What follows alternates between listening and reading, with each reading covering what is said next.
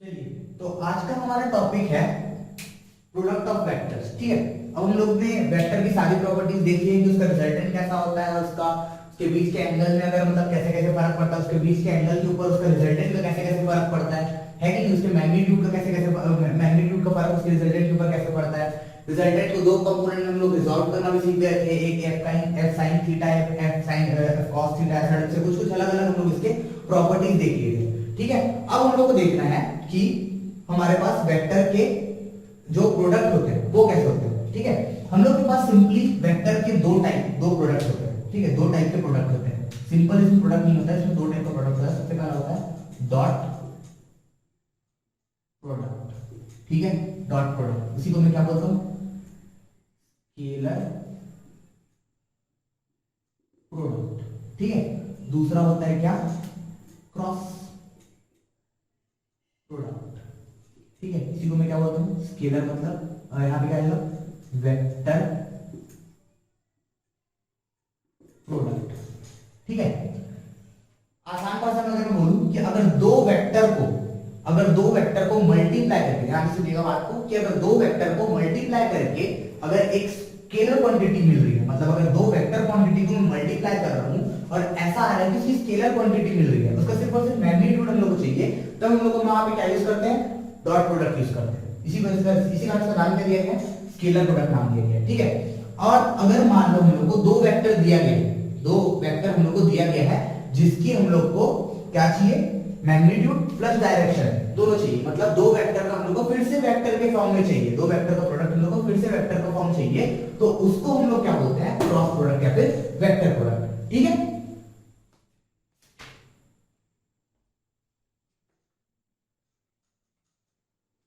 अभी हम लोग पहले पढ़ लेते हैं डॉट प्रोडक्ट। पहले हम लोग क्या पढ़ लेते हैं, डॉट प्रोडक्ट। ठीक है, डॉट प्रोडक्ट क्या होता है, हम लोग थोड़ा वहां पहले भी देख चुके हैं। डॉट प्रोडक्ट है ना, मान लो दो वेक्टर है, एक वेक्टर है ए और दूसरा वेक्टर है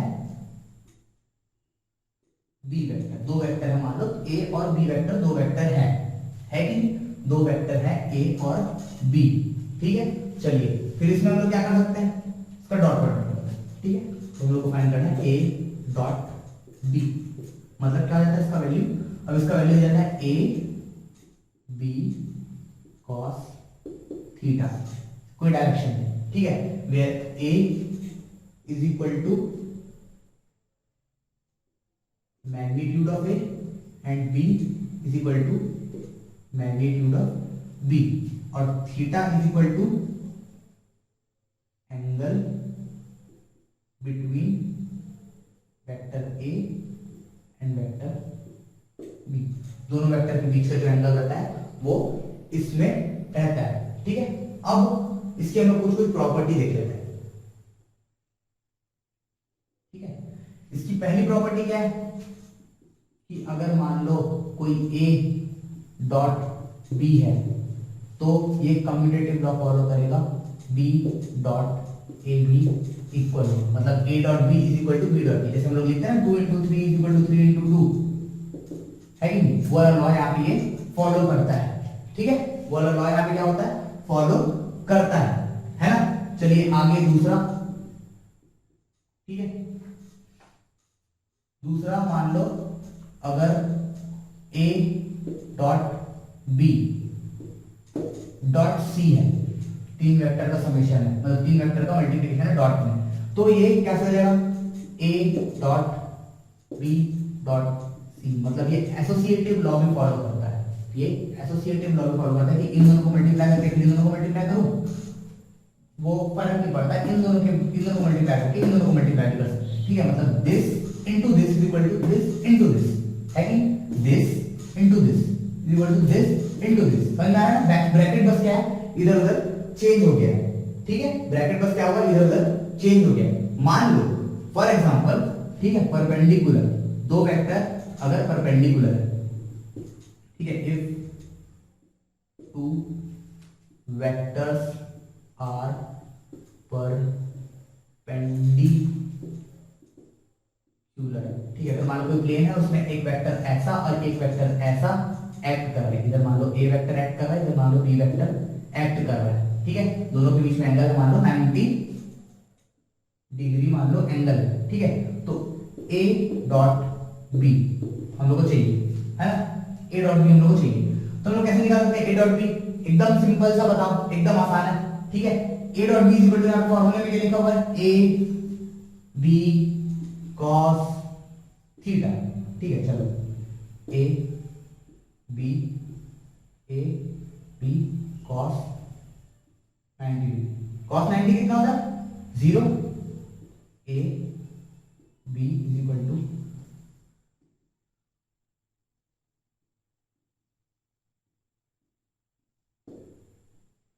ठीक है।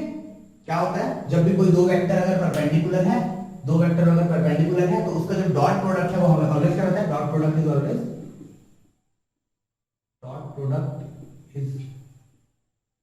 Always zero. Dot product always होता है जीरो होता है, ठीक है। हम लोग छोटे छोटे कुछ कुछ क्वेश्चंस करके देख लेते हैं, ठीक है। इसमें हम लोग क्वेश्चंस करके देख लेते हैं। मान लो क्वेश्चन करना चालू कर देते हैं। मान लो ए वेक्टर दिया हुआ है 2i cap plus 3j cap plus 4k cap दिया हुआ है, ठीक है। और मान लो दिया हुआ है क्या? बी वेक्टर दिया हुआ है 3i cap plus 4j cap plus 8k cap दिया हुआ मान लो, ठीक है। 8k कैप दिया है, ठीक है। अब बोला हम लोग को फाइंड ए वेक्टर डॉट बी वेक्टर, ठीक है। अब यहाँ पर परेशानी हो गई कि हम लोग इन दोनों के बीच के एंगल नहीं पता, है ना। तो हम लोग इसमें क्या करते हैं? एकदम सिंपल सा एल्गोरिथम, ठीक है। A dot B is equal to में क्या लिखते हो यहाँ पे? एकदम सिंपल से लिखने का तरीका है, दोनों को अगल बगल लिख दो। 2i cap plus 3i cap plus 4k cap plus 3i cap plus 4j cap plus 8k cap, ठीक है। इतना लिख सकते हैं बोलो, है कि लिख दिए। बीच में दोनों के बीच में डॉट है, दोनों वेक्टर का हम लोग वैल्यू रख दिए, दोनों के बीच में डॉट है। अब एकदम आसान इसमें करने का तरीका है। तरीका आप लोग देख लीजिए, आप बाकी बहुत सारे क्वेश्चंस पे जाएंगे, आप लोग उसका क्वेश्चन करते रहिएगा, ठीक है। एकदम आसान इसको करने का हमारा तरीका है कि i वाले वैल्यू के साथ मल्टीप्लाई करना है, ठीक है। i के जो कोफिशिएंट है उन दोनों के साथ मल्टीप्लाई करना है। फॉर एग्जांपल यहाँ पे 2 into 3, फॉर एग्जांपल यहाँ पे क्या 2 into 3, ओके, ठीक है। 2 into 3 है ना। चलो अब यहाँ पे आगे प्लस j वाले को i के साथ, ठीक है। j वाले को किसके साथ? j वाले को j के साथ 3 into 4, j वाले को j के साथ। j के सामने यहाँ पे क्या था? 3 था, यहाँ पे j के सामने क्या था? 4 था। j वाले को j के साथ में, ठीक है, प्लस, ठीक है। अब j वाले को j के साथ कर चुके हम लोग, तो k वाले को k के साथ में, ठीक है। तो क्या लिखूंगा मैं? k के पास में यहाँ पे क्या है?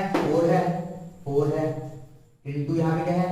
8 है, ठीक है। यहाँ पे क्या है? 8 है। चलो सबको मल्टीप्लाई कर दो, बस इतना ही करना है हम लोग को। सबको प्लस कर दोगे तो a डॉट b की वैल्यू हम लोग को मिल जानी है आसान से। 6 प्लस ये कितना हो जाएगा? 12 प्लस ये कितना हो जाएगा? 32 है कि नहीं। 6 प्लस 12 प्लस 32 कितना हो गया? वाला 18 हो गया प्लस 32 इज इक्वल टू 50। मतलब a dot b is equal to 15। a dot b is equal to 15 मतलब एकदम आसान। अगर किसी भी चीज का दो का डॉट प्रोडक्ट निकालना है तो ऐसा, ठीक है। अब मान लो बोलता है कि इसके बीच का मेरे को एंगल निकालना है। Find angle between a and b, ठीक है, a एंड b। चलो इसको भी हम लोग आसानी बना लेते हैं। हम लोग दोनों टाइप के क्वेश्चन एक ही बार में कर लेते हैं, ठीक है। दोनों टाइप के क्वेश्चन लोग एक ही बार में कर लेते हैं। अब मान लो हम लोग को निकालना है angle between a and b, मतलब थीटा हम लोग को फाइंड आउट करना है। क्या फाइंड आउट करना है? थीटा फाइंड आउट करना है, ठीक है। चलो तो a डॉट b क्या होता है? ab cos थीटा होता है। ab cos थीटा होता है, आसान। चलो तो करके देखते हैं। ab cos थीटा होता है कि नहीं? ab cos थीटा होता है। तो a डॉट b का वैल्यू हम कहां से आप निकाल चुके हैं? a डॉट b का वैल्यू हम कहां से निकाल चुके हैं? a डॉट b की वैल्यू मैं यहां पर रखता हूं 15 is equal to a b cos theta. मैं वहां पे बताया हूं कि a और b क्या है यहाँ पे? a और b यहाँ पे a वेक्टर और b वेक्टर का क्या है? मैग्नीट्यूड है। तो a वेक्टर का मैग्नीट्यूड मैं निकाल सकता हूं क्या? a वेक्टर का मैग्नीट्यूड ए वेक्टर का मैग्नीट्यूड कितना हो जाएगा 2 का स्क्वायर, ये वाले का स्क्वायर प्लस ये वाले का स्क्वायर प्लस ये वाले का स्क्वायर में मैग्नीट्यूड निकालना सिखाया था। 2 का स्क्वायर प्लस 3 का स्क्वायर प्लस 4 का स्क्वायर मतलब कितना हो गया 4 प्लस 9 प्लस 16 है कि 4 प्लस 9 प्लस 16 मतलब कितना हो गया 25 plus 4 is equal to 29 root over 29। ठीक है, मतलब a mod is equal to root over 29 है। वैसे ही सेम टू सेम b का हम लोग मैग्नीट्यूड निकाल सकते हैं क्या, बताओ ना। अब a और b क्या है, a का मैग्नीट्यूड b का मैग्नीट्यूड, तो यहाँ पे मैं a का मैग्नीट्यूड और b का मैग्नीट्यूड निकाल के रखूंगा तो मेरे को मिल जाएगा। ठीक है, इज इक्वल टू a। वैसे ही मैं यहाँ पे लिखता हूँ b का पार्ट, सॉरी b का मॉड 3 का स्क्वायर प्लस 4 का स्क्वायर प्लस 8 का स्क्वायर। 3 का स्क्वायर कितना हो गया 9 प्लस 16 प्लस 64, 9 प्लस 16 64 कितना हो गया रूट ओवर 89 आएगा क्या, एक बार और देख लेते हैं जी। 89 आना चाहिए, 89 आएगा। ठीक है, तो यहाँ पे कितना हो गया root over 89 is equal to कितना हो गया b है ना। और मेरे पास a है, मेरे पास b है, चलो इसको यहाँ पे रख दो, यहाँ रख दो है कि 15 is equal to root over 29 into root over 89 into cos of theta, into cos of theta. ठीक है, कुछ नहीं किया हूं, a डॉट b की वैल्यू वहां पे रख दिया, a b cos थीटा में हम लोग यहां से निकाल चुके हैं। ठीक है, और यहाँ पे a की वैल्यू और b की वैल्यू में यहाँ पे कैसे निकाला, मॉड के थ्रू निकाल लिया। ठीक है, मॉड के थ्रू निकाल लिया। अब यहाँ पे इतना आ गया अपने पास। ठीक है, तो इसको एक काम करता हूँ, मैं इसको इधर लिख रहा हूँ। ठीक है, ध्यान दीजिएगा, इधर रेड पेन में जितना लिखना वो उसी क्वेश्चन का पार्ट है, आप इतना लिख के पहले फिर उसको लिखेंगे। ठीक है, तो यहाँ पे कितना हो गया 15 is equal to root over 29 into root over 89 cos of theta. ठीक है, कॉस ऑफ थीटा, तो 15 divided by root over 29 into root over 89 is equal to cos of theta. तो थीटा इज इक्वल टू मैं कैसे निकाल सकता हूँ,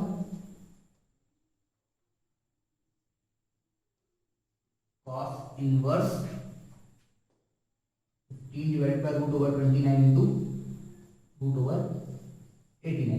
ठीक है, कितने को आपको सॉल्व करेंगे तो आपको थीटा मिल जाएगा। वैसे आप अगर सॉल्व नहीं करेंगे, यही करके अगर आप लिख देंगे तो भी आपको आंसर मिल जाएगा। ठीक है, आपके क्वेश्चन का यहाँ तक आंसर है ना।